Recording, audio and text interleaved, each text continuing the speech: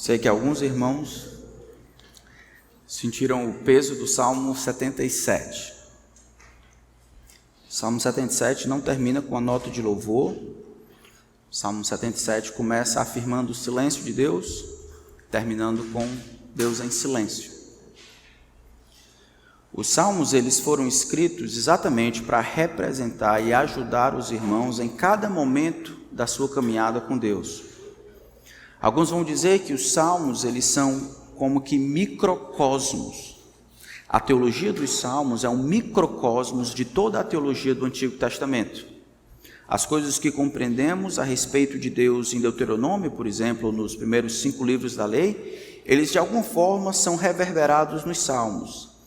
Livros pós-exílicos, ou pré-exílicos, todas as verdades que normalmente aparecem nessas partes da Escritura também aparecem nos Salmos. Temos Salmos de Moisés, bem antes, Salmos de Asaf, depois, Salmos de Davi, Salmos de Salomão. Então, nesse microcosmos, nós temos condições de nos relacionar em cada uma das etapas que nós encontramos na vida. No nosso caminhar com Deus, então, os salmos podem refletir e nos conduzir, dirigir como podemos orar em cada situação. Quando Deus responde em triunfo, nós louvamos em gratidão. Quando Deus se mantém calado e silencioso, embora Ele esteja trabalhando, eu espero e aguardo silenciosamente também, convicto de que Deus virá, de que Deus está agindo, de que Deus sempre trabalha. O salmo que nós vamos estudar nessa noite, se Deus nos der graça, é um salmo que tem uma história muito relevante no evangelicalismo tradicional, como resquício da tradição católica. Se você já entrou na casa de um bom católico, você vai ver que ao entrar naquela casa, provavelmente ele vai ter uma Bíblia grande, ilustrada, e normalmente aquela Bíblia vai estar aberta no Salmo 91. É para lá que nós vamos. É esse salmo que nós vamos estudar nessa noite. As pessoas, elas abrem no Salmo 91, porque o Salmo 91, na cabeça de alguns, é como se fosse um amuleto. E aí eles utilizam o Salmo 91 como mantra espiritual, como se fosse uma espécie de feitiçaria. O Salmo 91 aberto traria proteção àqueles que se encontram na casa. E nós vamos ver que não é isso realmente o que o Salmo diz, apesar do Salmo falar sobre proteção e cuidado de Deus. Esse Salmo, diferente dos outros Salmos, ele não tem uma parte em cima que diz a situação, quem escreveu, não diz quando escreveu, não diz a situação, como os Salmos de Asaf, como os Salmos de Davi na caverna, Salmo de Asaf, nessa ou naquela situação. O Salmo aqui parece, porque está relacionado ou perto do Salmo 90, que é o Salmo de Moisés, parece contar uma situação normal, tranquila, em que um homem, o salmista, encontra-se em muita dificuldade e aflição. Esse salmo, então, apesar de não nos dizer quando isso foi escrito, nós podemos nos identificar com ele como aqueles que aguardam e esperam que Deus age de qualquer maneira. O salmo, ele também contém 3 diferentes vozes, e talvez seja essa a razão pela qual as pessoas às vezes não entendem. Contém a voz, versículo 1, a voz do narrador, por exemplo, aquele que está do lado de fora, observando o adorador piedoso, clamando a Deus. Ele está de fora, descrevendo quem é aquela pessoa. Aquele que habita no esconderijo do Altíssimo e à sombra do Onipotente, diz. Esse diz aí, esta pessoa é o adorador. O salmista escreve para descrever o adorador, a confiança que o adorador tem em Deus, de vir ao seu encontro e protegê-lo. Este salmo narra, então, descreve o amor que o homem tem por Deus, e aí então a expectativa que ele tem de ser abençoado, protegido por esse Deus. Deus vai falar apenas no versículo 14, porque a mim se apegou com amor, eu o livrarei. Então, eu quero que vocês me ajudem, tá bom? Pensando aí quando for a hora do narrador, a hora do salmista, do adorador e a hora em que Deus fala. Então, vamos ler Salmo 91, todos estão abertos, vamos fazer a leitura. Diz assim a palavra do Santo Deus: Aquele que habita no esconderijo do Altíssimo e descansa à sombra do Onipotente, diz ao Senhor: Tu és o meu refúgio, e a minha fortaleza, o meu Deus em quem confio. Pois ele te livrará do laço do passarinheiro e da peste perniciosa. Ele o cobrirá com as suas penas e sob as suas asas você estará seguro. A sua verdade é proteção e escudo. Você não terá medo do terror noturno, nem da flecha que voa de dia, nem da peste que se propaga nas trevas, nem da mortandade que assola ao meio-dia. Caiam 1000 ao teu lado e 10.000 à tua direita, você não será atingido. Somente com seus olhos você contemplará e verá o castigo dos ímpios. Você disse: o Senhor é o meu refúgio. Você fez do Altíssimo a sua morada. Nenhum mal lhe sucederá, praga nenhuma chegará à sua tenda, porque aos seus anjos ele dará ordens a seu respeito para que guardem você em todos os seus caminhos. Eles o sustentarão nas suas mãos, para que você não tropece em alguma pedra. Você pisará o leão e a cobra, com os pés esmagará o leãozinho e a serpente. Deus diz: porque a mim se apegou com amor, eu o livrarei. Eu o protegerei, porque conhece o meu nome. Ele me invocará e eu lhe responderei. Na sua angústia eu estarei com ele. Eu o livrarei e o glorificarei.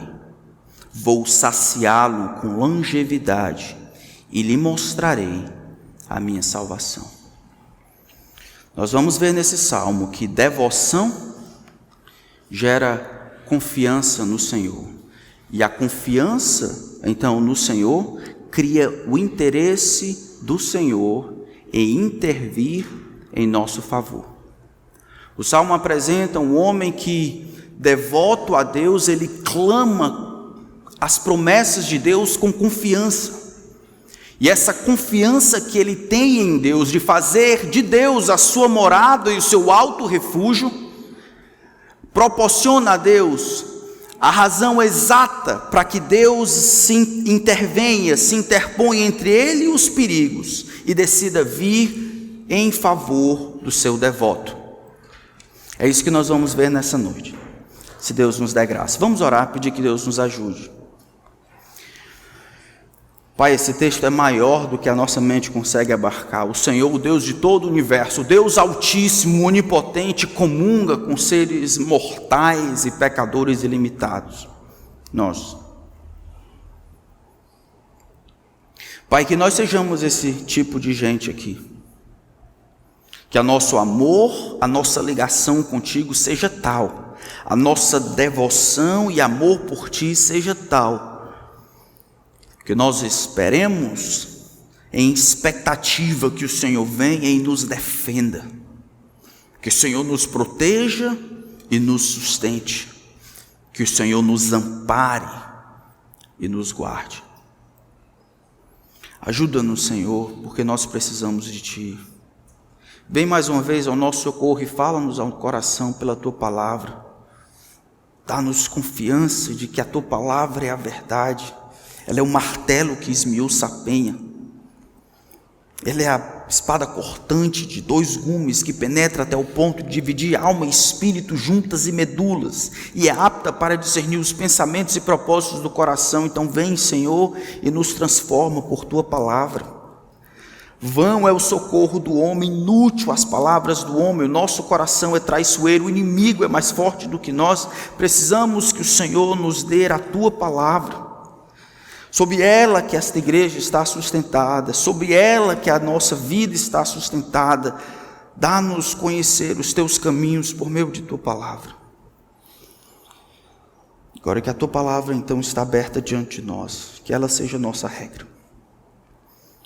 A ti, Espírito Santo, eu imploro que o Senhor seja o nosso professor. O Senhor triunfe sobre as nossas limitações, muitas. Ele nos faça ver teu Filho, nosso Senhor Jesus Cristo. Que Ele receba toda a glória, Oramos no nome dele. Amém. O texto então começa com a voz do narrador. Aquele que habita no esconderijo do Altíssimo e descansa à sombra do Onipotente, ele diz ao Senhor. Palavra que habitar e ter Deus como esconderijo e descansar à sombra, todas elas são maneiras diferentes de descrever a vida, nesse caso aqui, como alguém que está em peregrinação. Ele está em peregrinação de um lugar para o outro. Imagine ele indo para uma cidade, uma determinada cidade, onde as portas eram fechadas durante a noite. E ele, por ser estrangeiro, não teria condições nem direito de entrar na cidade, a menos que alguém de dentro da cidade oferecesse guarida. Sem isso, aquele homem estaria perdido ao léu, né? À sorte de todos os assaltos e as dificuldades. É exatamente essa palavra que assombra, que aparece em Gênesis capítulo 19, quando Ló é visitado pelos anjos. Ló diz para os homens ímpios lá de Sodoma e Gomorra: olha, por favor, não faça nada com eles, porque eles estão sobre a proteção do meu teto, ou sobre a sombra do meu teto. Isso é, eu tenho a responsabilidade de cuidar deles. Eu tenho a responsabilidade de oferecer proteção e guarida. Faça alguma coisa comigo, não a eles. O texto aqui então descreve uma pessoa, um devoto, um homem piedoso, um homem que tem feito de Deus o seu lugar de segurança, o seu refúgio, o lugar no qual ele está protegido, ajudado, seguro. Ele tem dito para Deus e feito de Deus aquele que o sustenta. Ele não está confiando nas outras coisas ou nas outras pessoas. Ele já chegou ao conhecimento de que vão de fato é o socorro do homem. Ele é como homem em peregrinação na vida, sujeito às mesmas intempéries que todo mundo no passado, vivendo em dificuldade, com perigos de salteadores, com perigos de mazelas, doenças, mas ele, no entanto, tem feito do Senhor o seu refúgio. Ele está no lugar onde Deus pode protegê-lo, sustentá-lo, guardá-lo. Quem é este Deus que se apresenta como aquele que se mantém guardando ele? Diz que ele é o Altíssimo, ele é o Onipotente. Duas palavras aqui, El Elyon e Shaddai, são palavras preferidas da época patriarcal para explicar que Deus, diferente dos outros deuses, Deus não é condicionado aos outros deuses. Ele não é um Deus de bairro, não é um Deus de uma determinada região ou de um determinado relevo. Deus, Shaddai, significa Deus está acima, no lugar mais elevado, onde ninguém chega, onde nada toca. Quando se sobe ao lugar mais alto possível, lá Deus será encontrado. O Salmo, por exemplo, 97, versículo 9 diz: pois tu, Senhor, és altíssimo sobre toda a terra, és o mais elevado de toda a terra, tu estás acima de todos os deuses. Essa distinção, então, entre Deus e os outros deuses, de que Deus ser maior, mais elevado, tanto significa segurança. Nada pode tocar a Deus que está bem alto, e qualquer pessoa que fez de Deus a sua morada está, obviamente, seguro, porque nada lhe ataca. Mas também fala do governo e da soberania de Deus. Deus é aquele que confere audiência aos outros. Deus é aquele que está acima de tudo, o maior, o mais elevado, o onipotente. Deus é aquele que não pede satisfação, ele não pede por favor, ele não precisa se explicar. Deus é aquele que faz o que quiser, na hora que quer, como quer. Deus é aquele que realiza as coisas segundo o seu bel prazer.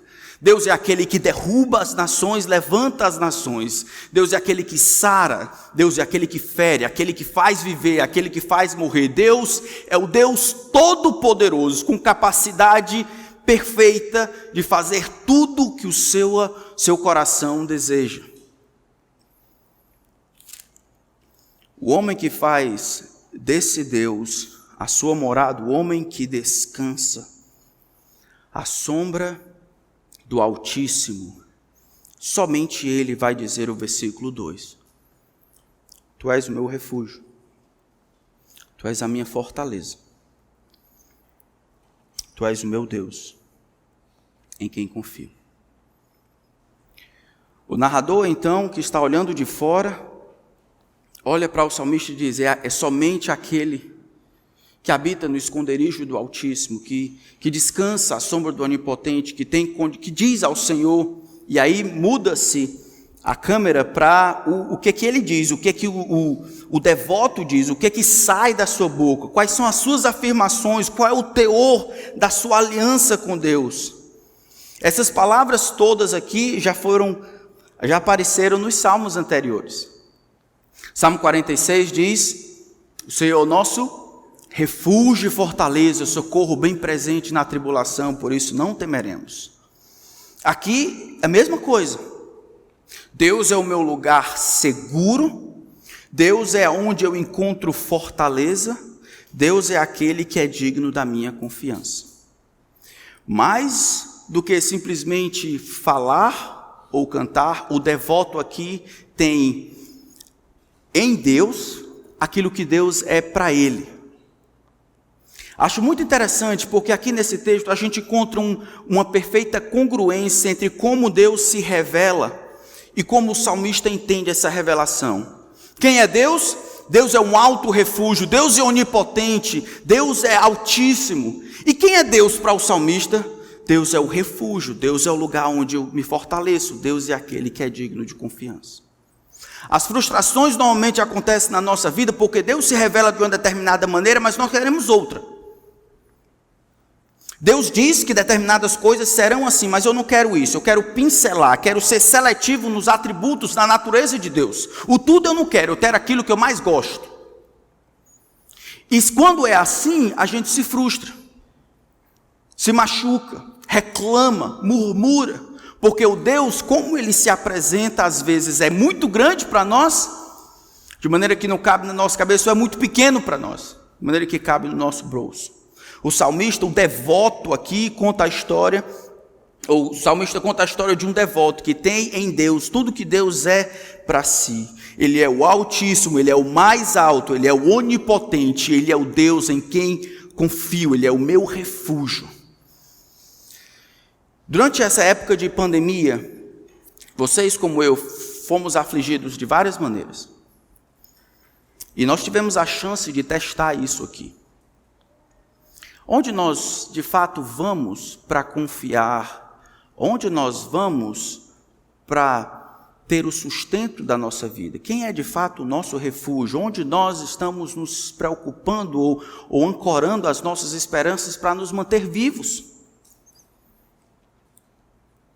Isso é uma coisa interna. Não é uma coisa que você precisa responder para mim, precisa responder para o Senhor. Nesse momento de pandemia, onde o povo está andando como completa desesperança, onde o povo com medo da morte, ou outros com incredulidade a respeito do vírus, a tolice dos todos os dois lados, a pecado dos todos os dois lados, o desejo de Deus para você é que não importa o seguro que você tem, o seguro de saúde, não importa se o seu biotipo é bom, não importa se você não tem comorbidade, não importa se você é A ou é B ou tem a saúde dessa maneira ou da outra. Para onde você vai, aonde você confia, para manter você vivo, precisa ser o Senhor. A maior dificuldade nós vamos ver em aplicar esse salmo é que este salmo aqui é difícil encontrar alguém como esse devoto aqui. Que ame a Deus, que se ligue a Deus de tal maneira que faça de Deus a sua real morada, onde de fato eu encontro satisfação, o lugar do meu descanso e refrigério, aonde eu procuro proteção. E dessa forma, eu posso esperar que Deus haja dessa maneira. As pessoas, tantos de nós não somos como esse devoto aqui. E seria presunção, então, para nós esperarmos as promessas sem reconhecer o Deus que fez as promessas. Versículo 3, então, ele diz: desta forma, ele te livrará do laço do passarinheiro, da peste perniciosa, ele o cobrirá com as suas penas, e sob as suas asas você estará seguro. A sua verdade é proteção e escudo. Você não terá medo do terror noturno, nem da flecha que voa de dia, nem da peste que se propaga nas trevas, nem da mortandade que assola ao meio-dia. 1000 ao teu lado cairão, 10.000 à tua direita, você não será atingido. Com os teus olhos você contemplará o castigo e a recompensa dos ímpios. Como podemos ver aqui, a devoção que este homem tem a Deus cria confiança. Sendo que ele fez de Deus a sua morada, o seu lugar de refúgio, sendo que Deus é o seu porto seguro, é o seu primeiro ajudador, é a sua fortaleza, sendo que ele conhece ao Senhor de perto. Isso cria confiança para que ele espere que Deus haja em seu benefício. Agora ele está calado, e o salmista do lado de fora diz: ele te livrará do laço do passarinheiro. Todas essas coisas aqui que nós vamos ver, versículo 1 pelo menos até o versículo 5, são perigos que nós às vezes enfrentamos, são perigos invisíveis. Revelam momentos de guerra, momentos de dificuldade, sobre os quais o salmista não tem nenhum poder. O laço do passarinheiro é a armadilha, que como armadilha tenta pegá-lo de surpresa. A peste que devora, perniciosa, que mata. Poderia ser um vírus, poderia ser uma mazela, poderia ser uma doença, poderia ser uma peste. Ele cobrirá você com as suas penas. Nós já vimos essa imagem antes, como árvore, como ave protegendo os seus filhotes. Sob suas asas terá seguro. A sua verdade, a palavra verdade aqui, a sua fidelidade, a sua disposição de honrar o que ele prometeu, a sua disposição de honrar o compromisso e a aliança que ele tem com você e você com ele, vai ser o seu escudo. Contra o quê? Contra todas essas mazelas aqui. Veja que essa proteção que o devoto encontra é baseado na natureza de Deus. Deus é fiel, Deus é por nós. Você fez do Altíssimo a sua morada, está seguro com Ele, como ninguém pode atingi-lo, então você não será também atingido por essas mazelas aqui. Sendo que isso é verdade, verso 5, você não terá medo. Aqui, você não terá medo não é uma descrição, mas um mandamento.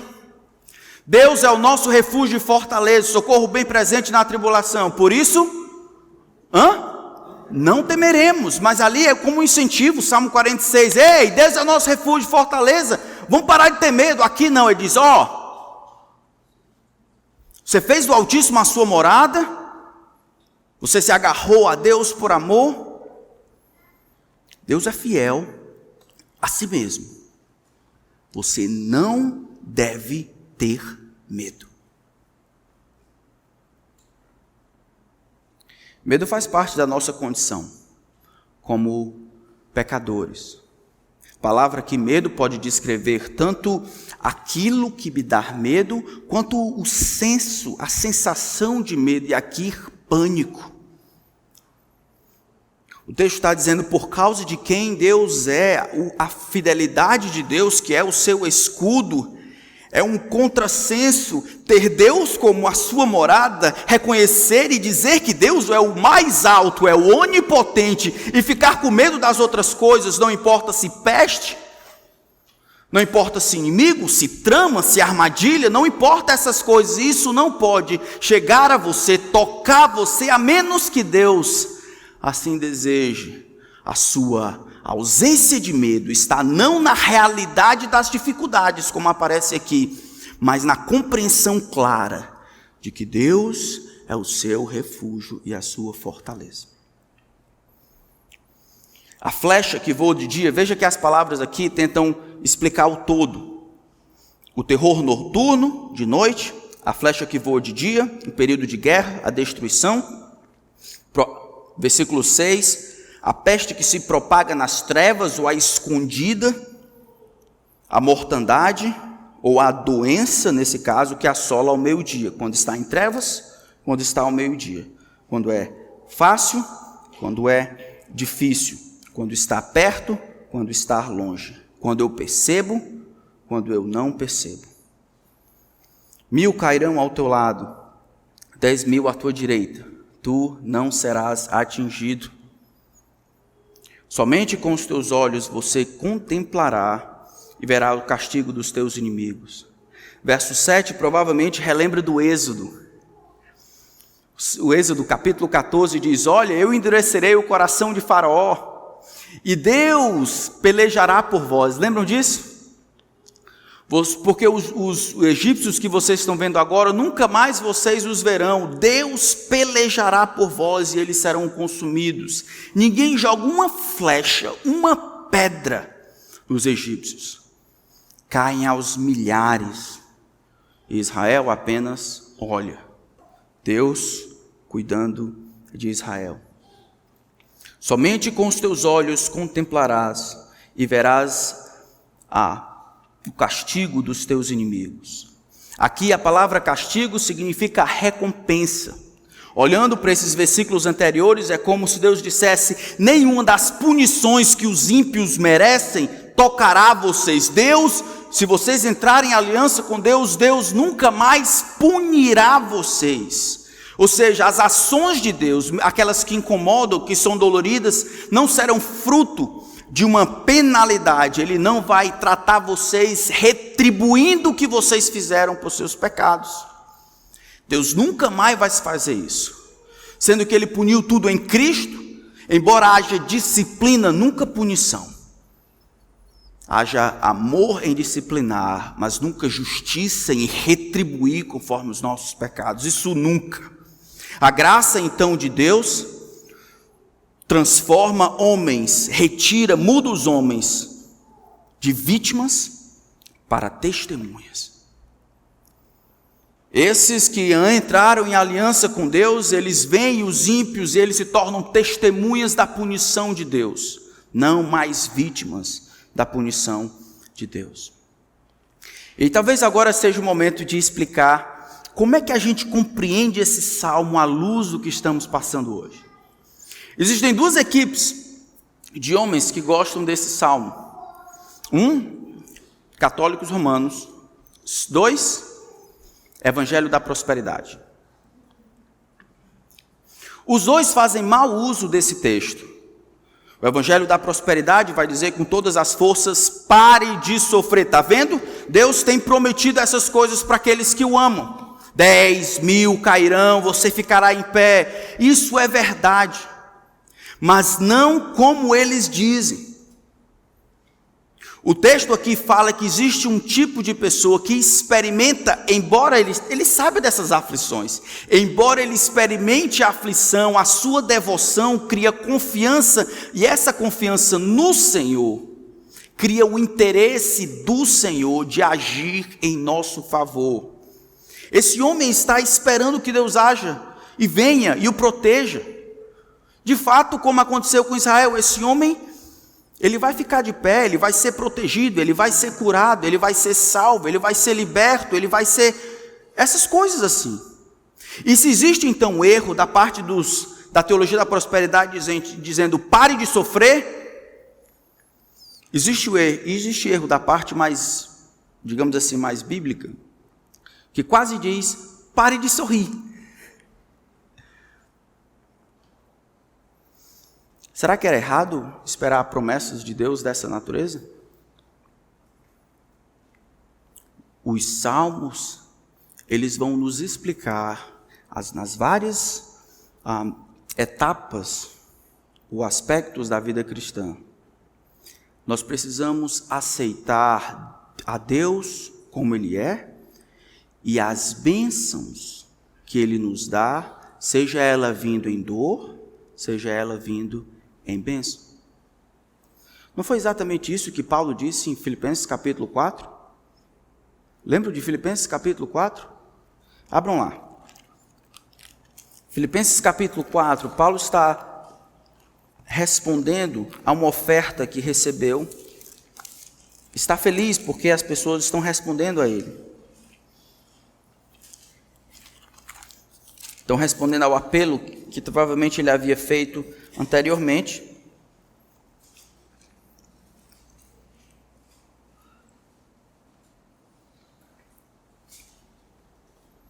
Filipenses capítulo 4, versículo 10, olha o que diz aí. Fiquei muito alegre no Senhor, porque agora, uma vez mais, renasceu o cuidado de vocês por mim. Na verdade, vocês já tinham esse cuidado antes, só lhes faltava oportunidade. Então, Paulo estava preso, o pessoal mandou uma oferta para ele. Ele está feliz porque o pessoal mandou a oferta, mas é mais do que isso.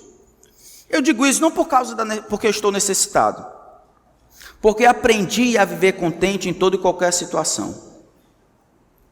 Sei o que é passar necessidade, sei também o que é ter abundância. Aprendi o segredo de toda e qualquer circunstância, tanto de estar alimentado como de ter fome, tanto de ter em abundância como de passar necessidade. Tudo posso naquele que me fortalece.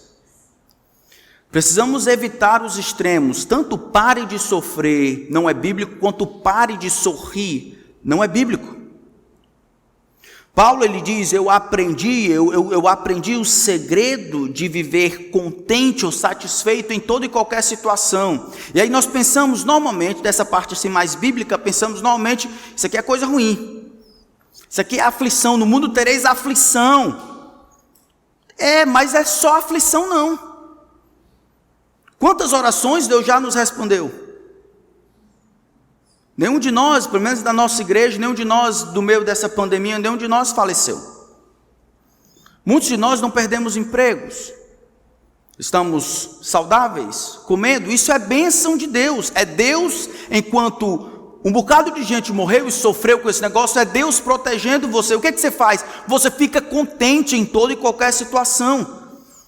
O legal da vida cristã, o massa do crente maduro, é que ele consegue amar a Deus e responder com adoração a Deus em toda e qualquer situação, na saúde, na doença, na morte, na vida, na praga, e quando tudo está bem, com pandemia e sem pandemia, na bênção e na aparente maldição, quando Deus fala e quando Deus permanece em silêncio. A Bíblia dá conta de tudo.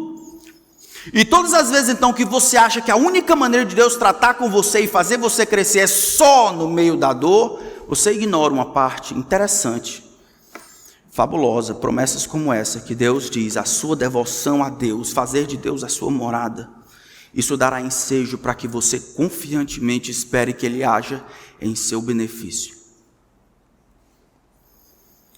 Deus tem cuidado de você, meu irmão, amém? Deus tem tratado de você. Infelizmente, irmãos, eu preciso dizer que algumas vezes parece que a dificuldade, a aflição, ela nos melhora. E é a falta de aflição que nos estraga. Paulo diz, eu aprendi o segredo de viver contente ou satisfeito com Deus, reconhecendo que vem da mão de Deus quando tem muito, quando tem pouco. E tantas vezes nós nos concentramos no ter pouco, não, quando a aflição, quando está difícil, o que Deus quer dizer, que Deus quer ensinar e tudo, e nós ignoramos que Deus então está nos dando bênção, e bênçãos estão juntas com testes quando tudo está muito bem. Lembra da história de Ezequias? Ezequias ficou doente e ali ele clamou ao Senhor, ele ficou bom porque Deus foi generoso para com ele, e aqueles 15 anos, o final da sua vida, estragou ele. Não foi a mazela, foi a bênção. Não foi a ausência, foi a bonança. Não foi a doença, foi a saúde. Então você está bem. Deus tem sido bom para você. O Altíssimo é a tua morada? Você tem feito do Altíssimo o seu esconderijo? Ou você está confiando no trabalho que você tem, no plano de saúde que você tem, nos negócios que você tem, na sua habilidade, nos seus contatos, no seu jogo de cintura, na sua inteligência, no seu pai, Você está confiando em quê? Para manter você vivo e feliz. O salmista então nos apresenta o outro lado. A graça de Deus, então, que transforma os homens de vítima para testemunhas do castigo dos inimigos. Então nós vimos a devoção. Dessa devoção cria-se a confiança em Deus, a ousadia, e essa confiança em Deus, ela faz com que Deus se interesse em vir e agir em nosso favor. Verso 9, então, voltando para o nosso salmo. Você disse, isso aqui é o narrador dizendo de fora, você adorador, você disse, o Senhor é o meu refúgio. Você fez do Altíssimo a sua morada, fez de Deus a sua fortaleza. E aí ele reafirma as coisas que ele havia dito. Ele diz, nenhum mal te sucederá. Praga nenhuma, palavra um pouco diferente da outra, que ele disse anteriormente aqui. Praga poderia ser traduzida como golpe. As pragas, então, no Antigo Testamento eram traduzidas como golpes de Deus no homem, que deixavam os seus sinais, deixavam as feridas para trás. Nenhum golpe chegará à tua tenda. Por quê? Porque aos seus anjos ele dará ordem a teu respeito, para te guardarem em todos os seus caminhos. A figura dos anjos é interessante aqui. A gente normalmente não fala de anjo, né? Eu quase ouvi alguém dizer, né? Ninguém fala muito de anjo. Os anjos, no entanto, eles estavam em grande atividade do passado, no Antigo Testamento. Anjos foram mandados para trazer algumas respostas de oração, como o caso de Daniel, para proteger o povo de Israel no deserto. Anjos foram colocados para liderar o povo em alguns momentos. Anjos vieram para trazer mensagens do Senhor, como é o caso de Abraão. Em Hebreus capítulo 1, versículo 14, diz que os anjos são ministros de Deus, o salmo que nós lemos hoje, 104. São ministros de Deus para servir os que hão de herdar a salvação. Anjos estão aqui. O problema é que como a gente não sabe, o máximo que a gente consegue dizer é, meu filho é um anjo, caído. A gente tem a tendência de... Não é esse não, é o outro já. A gente tem a tendência de esquecer de que os anjos, eles são ministros de Deus, estão a serviço do Senhor, a serviço daqueles que hão de herdar a salvação. Aqui, no entanto, está dizendo que Deus dará ordem aos anjos ao teu respeito, e a coisa é muito pessoal, para que eles guardem você em todos os caminhos, eles sustentarão para que você não tropece em alguma pedra. A ideia de uma criança caminhando no caminho pedregoso, e quando ela vai cair, Deus envia o seu anjo. Como a gente não sabe, às vezes a gente ignora.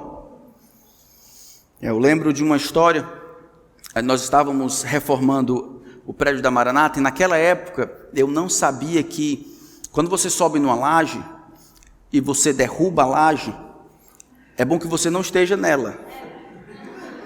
Você precisa sair e quebrar a laje para que a laje caia sem que você esteja junto. Eu não sabia disso. Então minha esposa está lá grávida e a gente, é umas 10 horas da noite, chamei alguns homens, vamos derrubar aqui a laje. Lá estamos quebrando a laje, de repente a laje cede, nós caímos. Junto, da laje assim, se fendeu e eu caí lá. E aí a laje se abriu, e aí ela estava assim, ela rodou, e ela ia virar e me esmagar. A laje ia cair em cima de mim. E aí ela não caiu, ela ficou pendurada assim, nada. Não tinha nada embaixo. Né? Ela caiu, não tinha nada embaixo para segurar. E aí chegou um rapaz, ele era de uma igreja assim mais avivada, estava ajudando a gente lá nessa época, e disse, pastor, Deus enviou o seu anjo, e ele segurou a laje, é por isso que o senhor não morreu. Eu não vi anjo nenhum lá, mas eu sei que eu teria morrido se aquela laje não tivesse sido segurada. Anjo ou não, Deus me protegeu, e eu descobri que quando você quebra uma laje, você tem que sair de cima. Mas às vezes a gente sabe de anjos que aparecem. John Gibson Patton, ele sai da Escócia para as Novas Hébridas, no sul do Pacífico, em 1856, levando sua esposa. Nos 3 primeiros anos, eles têm o primeiro filho, que morre. Depois de um ano, depois de poucos meses, na verdade, a sua esposa tem febre e morre. E ele tem que passar vários dias dormindo no sepulcro da sua família, porque essa ilha, que não tinha crentes, era tomada por canibais. E eles queriam comer o corpo dos seus falecidos. Ele teve que passar lá por muito tempo. Ele passou 40 anos nas Ilhas Hébridas, que hoje é chamada de Vanuatu. Em determinado momento, tentaram matar várias vezes. Em determinado momento, os homens apareceram, os canibais apareceram e contornaram a casa, só estava ele e a sua esposa, e eles olharam este salmo. No versículo 12, disseram: Ele dará ordem a teu respeito, os anjos te guardem, eles te sustentarão. Baseado nesse texto, eles imploraram que Deus enviasse de maneira miraculosa seus anjos. Eles oraram então a noite inteira. Quando o sol raiou, os homens tinham ido embora. Um ano depois, o chefe da tribo se converteu. E aí ele perguntou ao chefe da tribo: olha, o que aconteceu naquela noite, quando vocês queriam matar, o que aconteceu que vocês foram embora? E o chefe então perguntou: quem eram aquelas centenas de homens que estavam ao redor da casa de vocês, todos em linho branco reluzente, com espadas nas mãos? Aí o John disse: não tinha, era só eu e minha esposa orando dentro de casa. E o chefe então concluiu que Deus havia enviado anjos para proteger John. Era por essa razão que eles não tinham invadido a casa, mas tinham ido embora. Os anjos, eles estão trabalhando em prol daqueles que hão de herdar a salvação. Embora não haja promessa de que eles devem fazer, existem promessas de Deus de que eles estão a serviço daqueles que hão de herdar a salvação. Nós temos um problema, e esse problema é por causa da nossa mentalidade moderna, muito humana, que a gente ignora quase que inconscientemente tudo que é sobrenatural. Ignoramos que o nosso Deus nunca foi visto, mas criou todas as coisas pelo poder de sua palavra. Ainda hoje, quando oramos, escuta nossas orações. É Deus quem tem nos protegido, guiado, e tantas vezes pela instrumentalidade de seres angelicais que nós não sabemos nem conhecemos. Aquele, então, que habita no esconderijo do Altíssimo tem ao seu dispor, conforme aqui em Hebreus capítulo 1, versículo 14, a proteção dos anjos. Esse texto, no entanto, ele precisa ser entendido em seu contexto. Vocês lembram que em Mateus capítulo 4, o diabo se utilizou desse texto para forçar Jesus a pular do pináculo do templo? Lembram disso? O texto, no entanto, ele trata muito mais da expectativa do devoto em ter Deus lhe agindo, do que uma licença para que o devoto force a mão de Deus para agir em seu favor. É por isso que ele responde em Deuteronômio capítulo 6, não tentarás o Senhor teu Deus. As promessas que Deus me dá de que Ele estaria comigo e me protegeria, não me dão direito para que eu force a mão de Deus e faça como eu quero, que eu me torne o soberano e diga a Deus como, onde Ele irá fazer.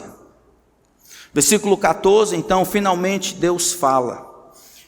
Agora, eu acho que Deus está falando porque as promessas que estão aqui são grandes demais. Será que Deus confirmaria ou não seria presunção?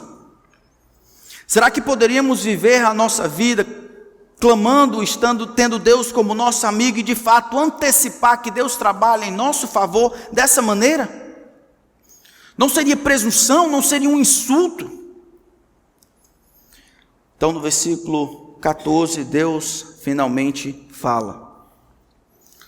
Então, da devoção surge a confiança, da confiança surge o interesse de Deus em agir em nosso favor. Deus diz: porque a mim se apegou com amor, eu livrarei. Aqui, os dois primeiros versículos, versículo 14, tem uma inversão.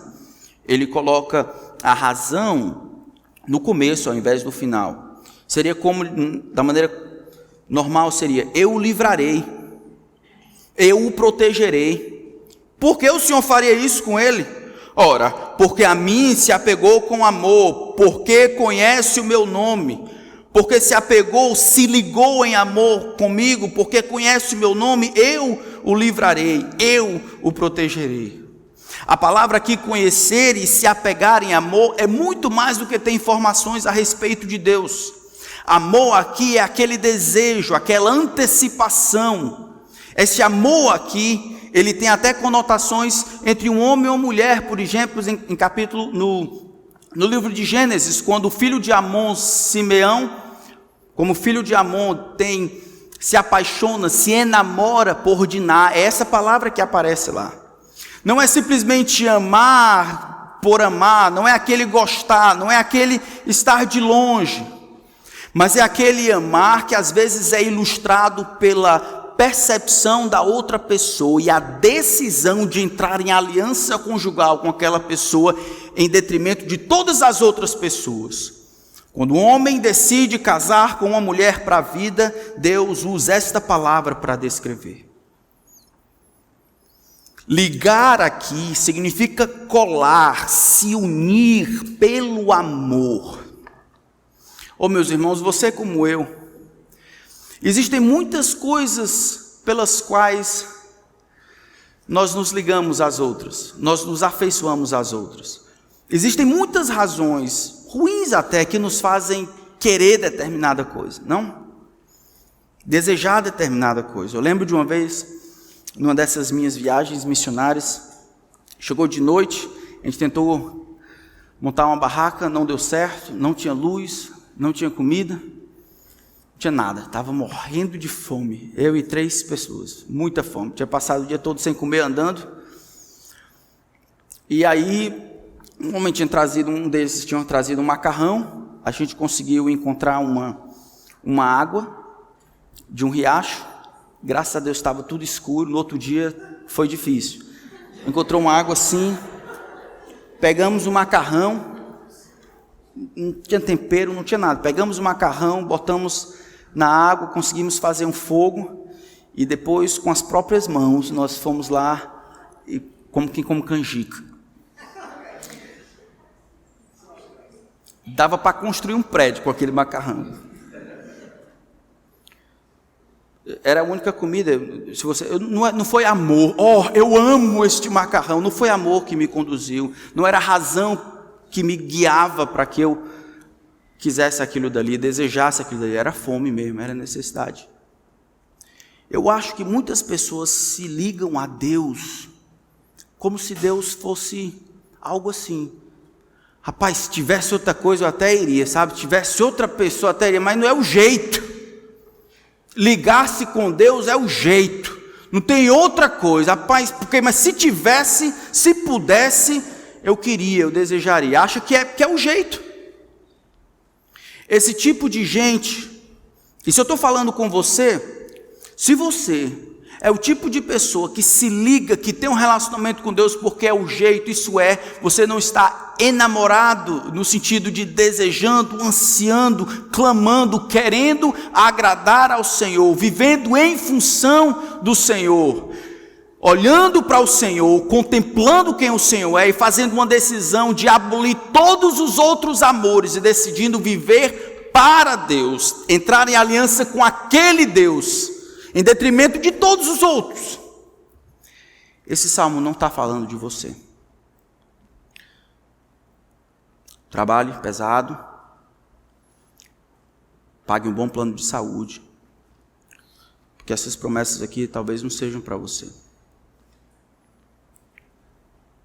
Essas promessas valem para aquele, como Deus disse aqui, você se ligou comigo por amor, você conhece o meu nome, a minha natureza, você conhece quem eu sou, você tem intimidade comigo, desejo o que eu desejo, amo o que eu amo, sendo que você está perto de mim, eu estarei perto de você. Esse é o significado do versículo 15. O que Deus fará? Deus responderá às suas orações, tu me invocarás, eu te responderei, na sua angústia eu estarei com você, eu o livrarei e te glorificarei. Como assim? Como Deus vai glorificar ou honrar alguém? É simples. Porque fizemos do Altíssimo a nossa morada, porque fizemos do Altíssimo o nosso lugar de descanso, porque nos ligamos a Deus em amor. Quando Deus recebe glória e honra em algo que Ele faz, porque estamos junto com Ele, de alguma forma somos honrados também. Salmo 50 vai dizer: invoca-me no dia da angústia, eu te livrarei e tu me glorificarás. São os dois textos que entram aqui juntos. Sendo que eu estou com Deus, as coisas que Deus recebe, as bênçãos, isso é o respeito e a atenção, de alguma forma, não só a glória, mas a honra, são divididas com aquele que está com o Senhor. O Senhor, então, interessa-se por esta pessoa e promete livrá-lo, promete protegê-lo, promete responder às suas orações, promete estar com ele no tempo de angústia, ou seja, as angústias vão vir, mas Deus estará presente, e promete saciá-lo com longevidade. A palavra longevidade aqui, salvação, dá a ideia, promete saciá-lo com uma vida plena. Não somente plena de bênçãos materiais, mas plena em todos os sentidos. Uma vida cheia da vida que Deus prometeu, uma vida que vale a pena, uma vida vivida em seu máximo, uma vida vivida em intensidade, uma vida vivida de fato para marcar a história. Deus promete fazer isso.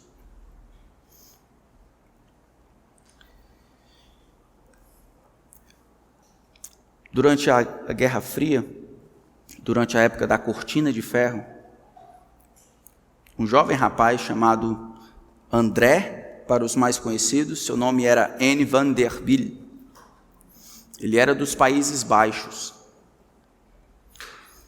E aí, chamado para uma reunião, ele tentou ajudar contrabandeando Bíblias para as pessoas da Cortina de Ferro, durante a época comunista.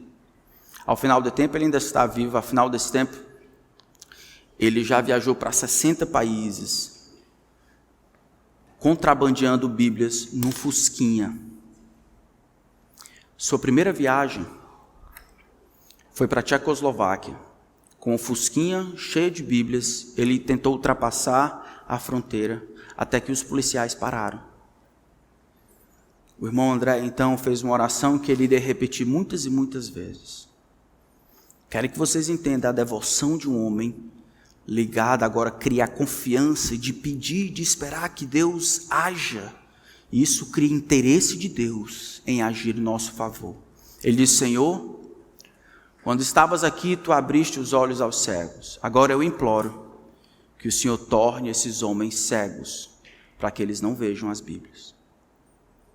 Ele contrabandeou mais de 8 milhões de Bíblias, sem ser pego. Os homens não viram as Bíblias. Olharam, abriram, não viram as Bíblias. Qual é a coisa mais confiante e ousada que você já pediu a Deus? O que é que você tem clamado e pedido ao Senhor para fazer? Nossa devoção, irmãos, deveria criar uma confiança, uma ousadia. E essa ousadia deveria nos ajudar a esperarmos de Deus que Ele agisse em nosso favor.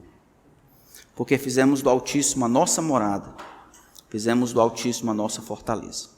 Vamos orar. Pai, eu peço que a Tua igreja, que nós possamos nos ligar a Ti por amor, não por obrigação. Que o Senhor seja o mais excelente entre todos que existem.